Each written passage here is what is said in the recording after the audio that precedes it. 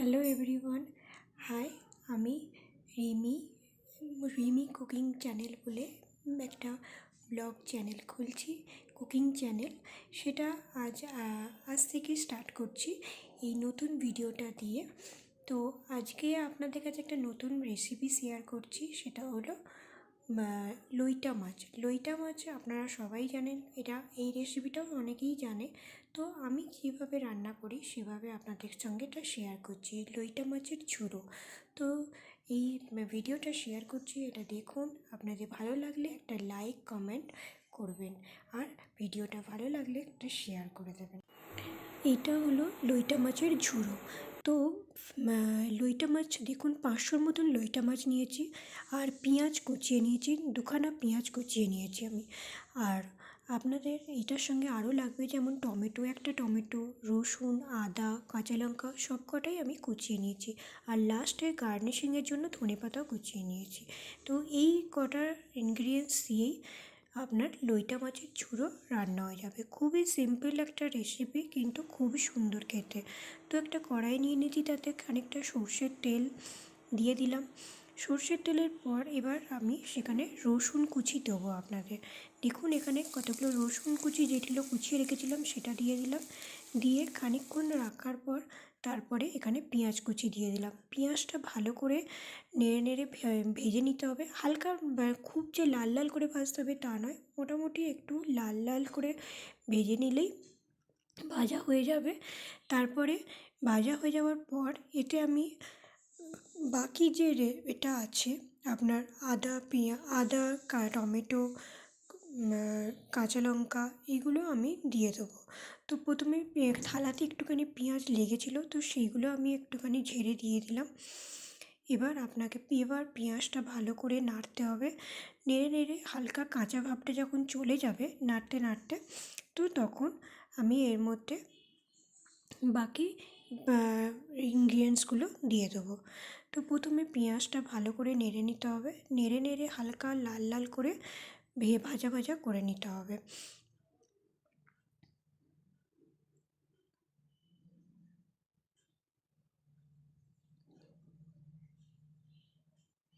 এই রেসিপিটা খুবই সিম্পল, কিন্তু খুবই সুস্বাদু খেতে। তো এটা অনেকেই জানে, তবুও আমি যেভাবে রান্না করি সেটা আপনাদেরকে শেয়ার করছি। আজ প্রথম করছি, তো আপনাদের ভালো লাগলে অবশ্যই আপনারা আমাকে কমেন্ট করে জানাবেন, এবং কে কোথা থেকে দেখছেন সেটাও অবশ্যই আমাকে জানাবেন। আর বাকি যেগুলো কেটে রেখেছিলাম, আদা, টমেটো, কাঁচা লঙ্কা, সেটাও আমি ভালো করে দিয়ে দিলাম, এবং সেটাও খুব ভালো করে নেড়ে কষে নিতে হবে। সব কটারই কাঁচা যে গন্ধটা সেটা চলে যেতে হবে। সেটা চলে যাওয়ারই তাহলে জিনিসটা কষা হয়ে যাবে, মশলাটা কষা হয়ে যাবে। তো প্রথমে এটা ভালো করে নেড়ে নেড়ে একটু ভাজা ভাজা মতন করে নিতে হবে। দেখছেন খুব ভালো করে একটু নেড়ে নেড়ে ভাজা করে নিচ্ছি, এবং আঁচটা কিন্তু একটু কমিয়ে নিতে হবে। তো এখানে একটুখানি যার ইচ্ছা মতন, আমার একটু ভালো লাগে চিনি দিতে, তো আমি একটু চিনি এর মধ্যে অ্যাড করলাম, যাতে পেঁয়াজটার কালারটা সুন্দর লালচে লালচে ভাব আসে, সেই জন্য। তো যদি কারোর পছন্দ না হয় তো সুগার নাও দিতে পারে, চিনি। তো এর মধ্যে নুন আন্দাজ মতন যেটা লাগবে, এমনি মাছে অল্প নুন লাগানোই আছে, নুন হলুদ। তো তবু তাই অল্প করে এখানে নুন দিয়ে দিলাম। নুনটা দিয়ে ভালো করে নেড়ে এবার আমি হলুদ 1.5 চামচের মতন, 1.5 টিস্পুন হলুদ দিয়ে দিলাম। তারপরে এখানে লঙ্কাটা দিতে হবে, লঙ্কা গুঁড়ো, রেড চিলি লঙ্কা গুঁড়ো আপনার এখানে 1 চামচের মতন লঙ্কা গুঁড়ো দিতে হবে। দিয়ে আর কোনো মশলাই আর লাগবে না, হলুদ আর লঙ্কা গুঁড়ো দিয়েই এই রেসিপিটা হবে। জাস্ট এবার নাড়তে হবে এই দুটো গুঁড়ো মশলা, তো সেই জন্য একটু হালকা না নাড়লে মশলাটা পুড়ে যাবে। তো নেড়ে নেড়ে ভাজা ভাজা মতন করে নিয়ে এবার আমি এখানে মাছগুলো যেগুলো আছে, কাঁচা মাছগুলো, সেগুলো আস্তে আস্তে কড়াতে এই মশলাটার উপরে পরপর সাজিয়ে দেবো। দেখুন আমি যেভাবে সাজিয়ে দিচ্ছি, ঠিক এইভাবেই সাজিয়ে দিতে হবে। তো এইভাবে সাজিয়ে দিলে কী হবে, মাছটা যখন সেদ্ধ হয়ে যাবে, তখন মাছের ওপর থেকে একটা যে সেদ্ধ ওপরের যে মাছটা সেটা সেদ্ধ হয়ে গেলে সরিয়ে দিয়ে তারপরে তার ভেতর থেকে কাঁটাটাকে হালকা করে তুলে নিতে হবে। তো তাই জন্য আমি এইভাবে মাছটাকে পুরোপুরি পরপর সাজিয়ে দিচ্ছি কড়াতে, তাতে কাঁটাগুলো তুলতে সুবিধা হবে। তো এইভাবে মাছগুলো আমি সাজিয়ে দিলাম কড়াতে। এবার আমি একটা ঢাকা দিয়ে দেবো।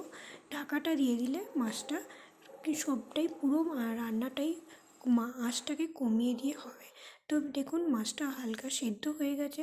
আপনারা যদি চান তো আঁচটা বন্ধ করে দিয়েও আপনারা কাঁটাগুলো বার করতে পারেন। তো আমি এখানে যেহেতু হাতে গরম তাত লাগবে সেই জন্য আমি আঁচটাকে বন্ধ করে দিয়েছি, এবং বন্ধ করে দিয়ে এবার আস্তে আস্তে খুন্তি দিয়ে আমি এই মাছের ওপরগুলো সরিয়ে দিচ্ছি। এগুলো কিন্তু আপনারা চামচ দিয়েও করতে পারেন। তো এই উপরের মাছটাকে সরিয়ে দিলে ভেতরের যে কাঁটাটা লম্বা সেই কাঁটাটা বেরিয়ে আসবে। তো এবার সেই মাছগুলো প্রথমে সরিয়ে নেওয়ার পর কাঁটাগুলো আস্তে আস্তে আমি একটা একটা করে বার করে নেব। তো দেখুন মাছগুলো সব সরিয়ে নিচ্ছি, প্রত্যেকটা মাছের থেকে ওপরের মাছগুলো সব কটা মাছ খুন্তি দিয়ে দিয়ে আমি সরিয়ে নিচ্ছি। যেহেতু লইটা মাছ এমনিই নরম মাছ, তো আরেকটু সেদ্ধ হওয়ার পর সেটা আরও নরম হয়ে গেছে। তো এটা সরাতে খুব সুবিধাভাবে ইজিভাবেই সরে যাচ্ছে মাছগুলো। তো মাছগুলো সরানো হয়ে গেছে, এবার একটা একটা করে আমি কাঁটা তুলে নিচ্ছি। দেখুন হাতে গরম তাত লাগছে, তাই একটু খুন্তি দিয়েই আমাকে তুলতে হবে। তো খুন্তি দিয়ে হালকা করে তুলে নেওয়ার পর আমি হাতে করেই টেনে টেনে তুলে নিচ্ছি মাছের কাঁটাগুলো। তো এইভাবে লম্বা লম্বা কাঁটাগুলো যেগুলো আছে পুরো কাঁটাগুলোই সব কটা তুলে নিতে হবে। দেখুন আমি তুলে নিচ্ছি একটা একটা করে, প্রত্যেকটা মাছেরই যে কাঁটাগুলো সব কটাই দেখতে পাওয়া যাচ্ছে, সব কটাই আমি আস্তে আস্তে তুলে নেবো এরমভাবে। তো তুলে নেওয়ার পর খুবই ইজি হবে, তাহলে কী হবে, যখন ঝুড়ো মাছটা রান্না হবে তখন মুখে কাঁটা লাগবে না, যখন খাওয়া হবে তখন কাঁটাগুলো আর লাগবে না। নাহলে যদি কাঁটা সমেত যদি আমি কষে দিই তাহলে প্রত্যেকটা গরসেই আপনার কাঁটা লাগবে।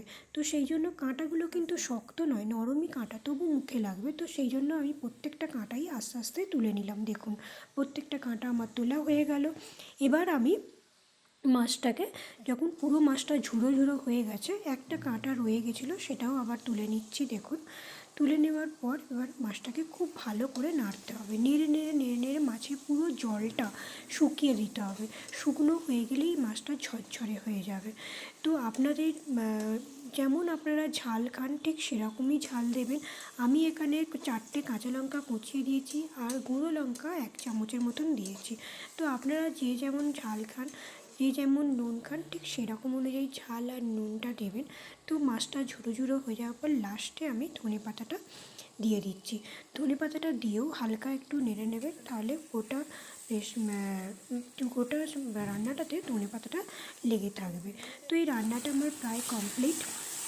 এবার আমার জাস্ট হালকা কষে নিয়ে, যাতে তেলটা যখন ছেড়ে দিচ্ছে, যখন জলটা পুরো শুকিয়ে গেছে, তখন আমার রান্নাটা পুরো কমপ্লিট। দেখুন আমি এটা নাবিয়েও নিয়েছি, গার্নিশও করে নিয়েছি। এটা এইভাবেই লোটে মাছটা রান্না করা হয়। লইটা মাছের